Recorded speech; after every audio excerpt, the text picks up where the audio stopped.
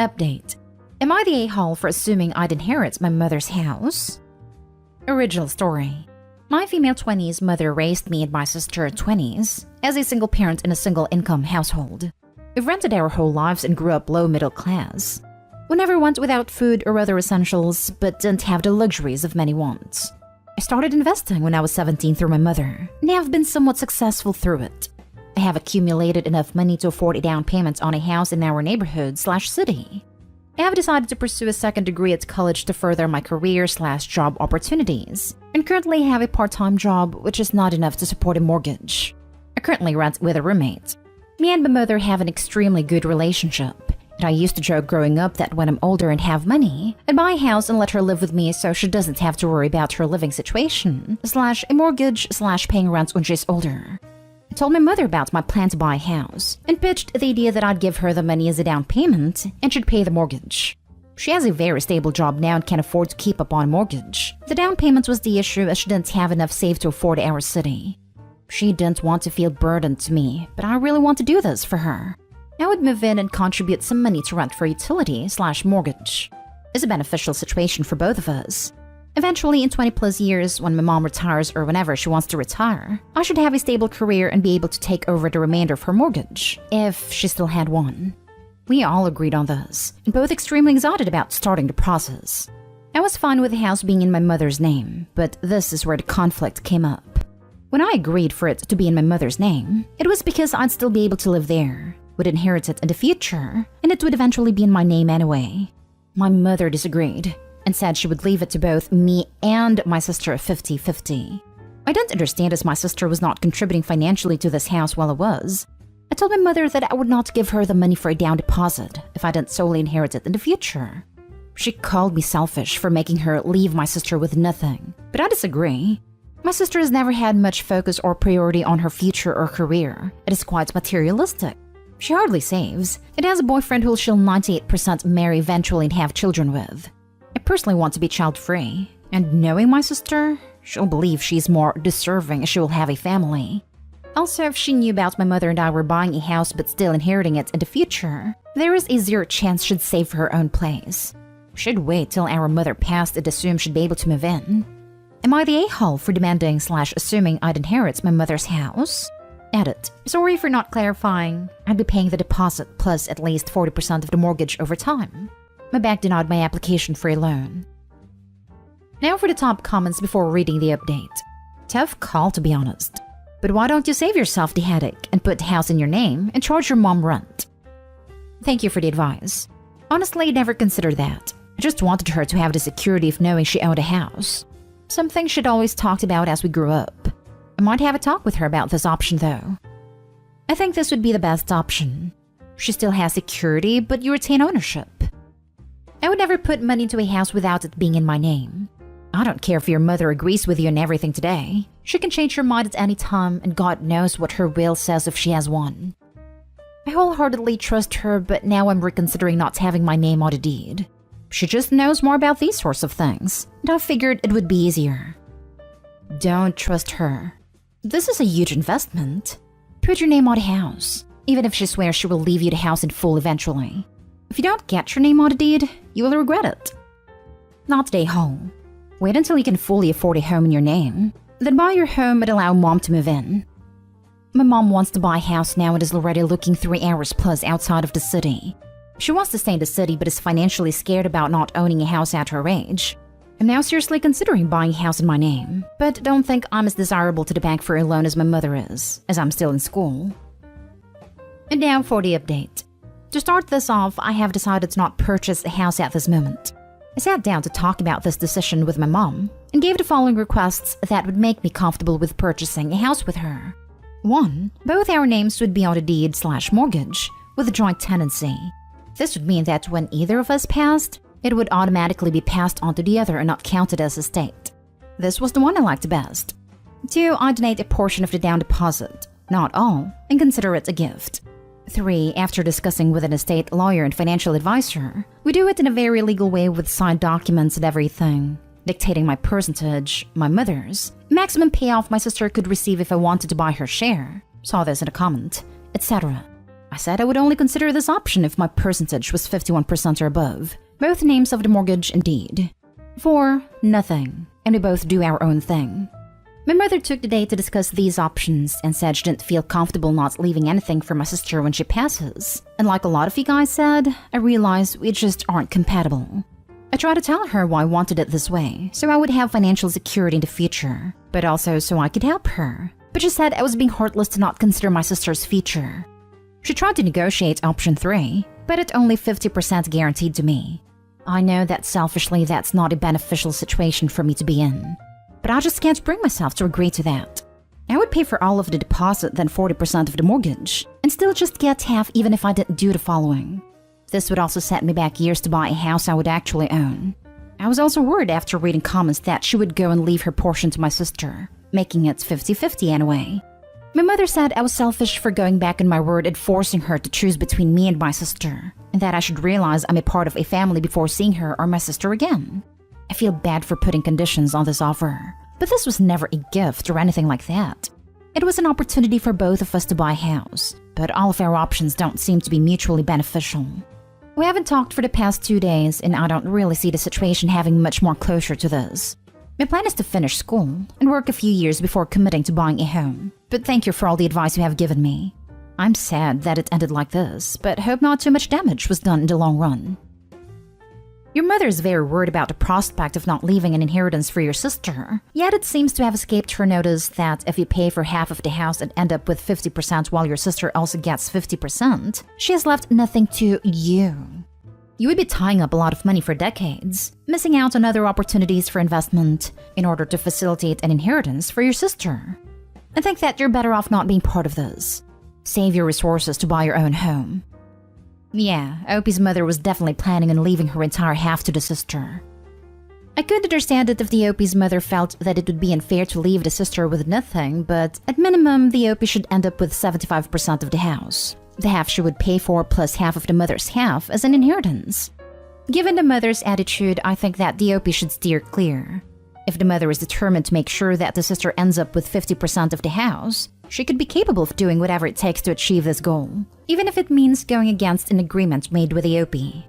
For example, even if the house is purchased as joint tenants, the Opie's mother can sever the joint tenancy, which would leave them as tenants in common, and she could then will her share to the Opie's sister.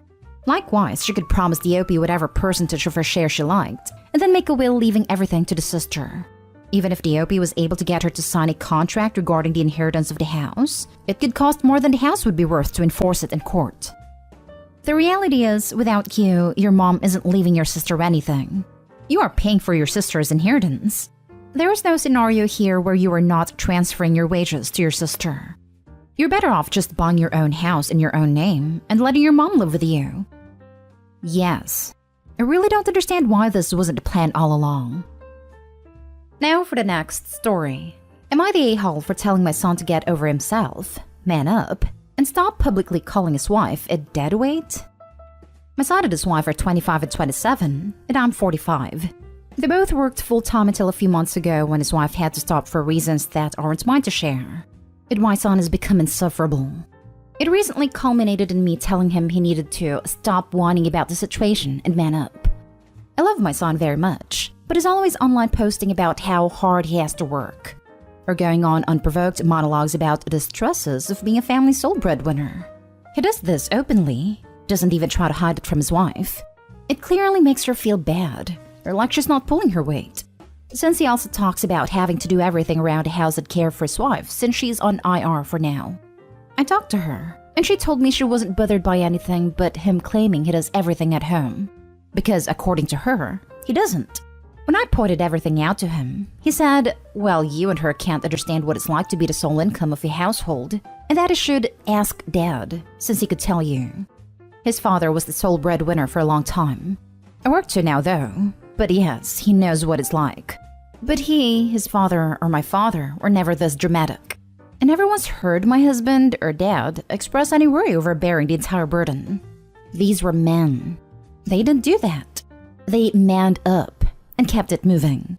Sure, they may have felt a little uneasy about it, but they didn't dwell on it. And they certainly didn't belittle their wife's contributions and lie about doing everything at home as well. My daughter pointed out that he is my son, and I should be standing up for his wife if it means putting him down. But I'm just tired of him moaning and groaning in person and online about his situation, along with basically saying his wife is not pulling her weight. Edits below. I've seen several people point out that my dad and husband aren't from this generation and reference today's economy. But I have to point out that my son-in-law is the sole breadwinner, and he doesn't badmouth my daughter or whine about things.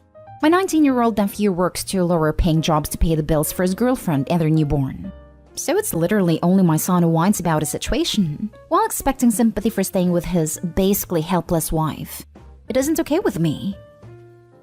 I'm not sure what your son thinks he's going to gain by shaming his wife in public like that, but nothing wrong with you telling him to deal with it.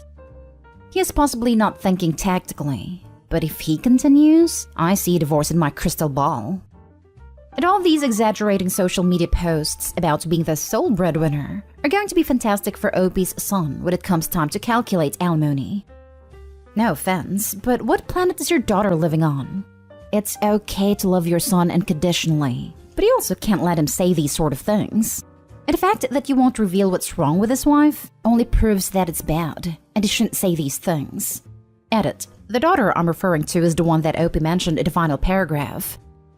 Unconditional love means I love you when you're being a jerk and an idiot. Also means I'm going to tell you that you're being a jerk and an idiot. And I'm going to tell you to do better because I know you can be better.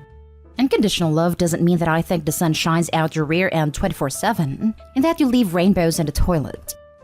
The phrase man up is a little outdated. Maybe you could say grow up instead because he's acting like a little brat. Just because you're his mother doesn't mean you have to put him on a pedestal and take his side in every single situation. Good for you for calling him out. Now for the last story. Am I the a-hole for hiring a babysitter to watch my son when my ex had an emergency? My 30 male ex-fiancé, 28 female, and I have a 3-year-old son together. We broke off our engagement just over a year ago and have a 50-50 custody split. We split time with our son every 2 weeks as my ex moved over an hour away, and making the drive every week was too much. Since switching to the 2-week schedule, it has been better for everyone. I just started dating again a few months ago and I have been seeing someone quite regularly for about 6 weeks now. This past weekend we had a date scheduled for Saturday night at a nice restaurant and tickets to go see a show. It was supposed to be our first nice dress-up date, as our previous times together have been more informal, like coffee, walks in the park, bowling, etc. Early Saturday morning my ex calls me. She's frantic and tells me she needs me to come get our son because she's having a family emergency. Apparently her sister was in a car accident and she's in a hospital a few hours away. My ex wants to go immediately as it seems pretty serious, but she doesn't want to haul our son with.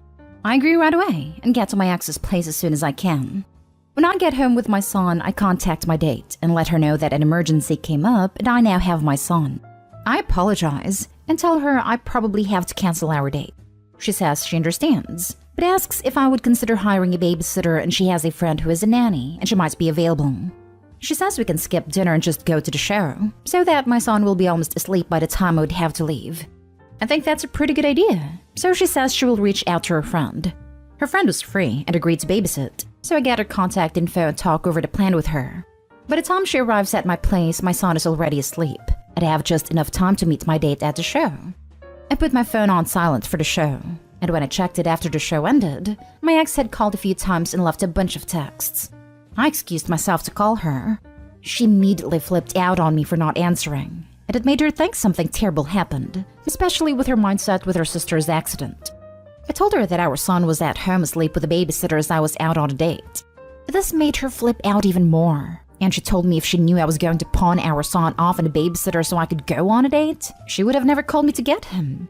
She said this is a huge breach of trust, and it makes her seriously question my judgment. I told her our son was fine and tried to ask about her sister, but she told me not to try and change the subject. She called me an a-hole and told me she would be coming to get our son as soon as she can. The whole thing pretty much ruined my evening. My ex got our son yesterday afternoon and we fought about it. I don't think I did anything wrong, but she sure does. Not the a-hole. Adults have lives and sometimes that requires a babysitter to stay home with the kids. Does she expect your son to never ever be without one of you? I'm actually so surprised by the anti responses. There's using a sitter and there's this. 1. Not introducing sitter to the child. 2. Having son fall asleep before the sitter, who is a stranger, shows up. 3. Not telling child about going out and sitter being there. Edit. Apparently I did tell kid at least. 4. Leaving phone on do not disturb so calls aren't heard during an entire movie. 5. Having this potentially be the child's first ever experience with a sitter at dad's house. His comment says never used one before. 6. For a 3-year-old, this is kind of breaking every rule of getting a sitter. Maybe for an emergency I could see some of it, but for a date? He's lucky that kid stayed asleep. Had kiddo woken up? It could have been very upsetting. Does she expect her son to never ever be without one of you? This is such a total misrepresentation of the problem here. You're the a-hole. You're the a-hole. Not for the idea of a babysitter, which is how you're trying to position this. 1. You never mentioned any scheduled conflict to your ex, so she assumed you would be caring for your son. You should have touched base with your ex when you later decided to keep the date and hire a sitter. That would have given your ex the option to come back if she felt uncomfortable about it. 2. You should have had your phone on vibrate in the movie so you could at least be aware of your ex, or the babysitter, trying to reach you. Really irresponsible for a parent. Your date night shouldn't supersede your obligation to care for your son, especially when he has never been left with a sitter. And this is a sitter you don't even know. Throw COVID in there as well as a concern. Your girlfriend is an a-hole for suggesting this plan.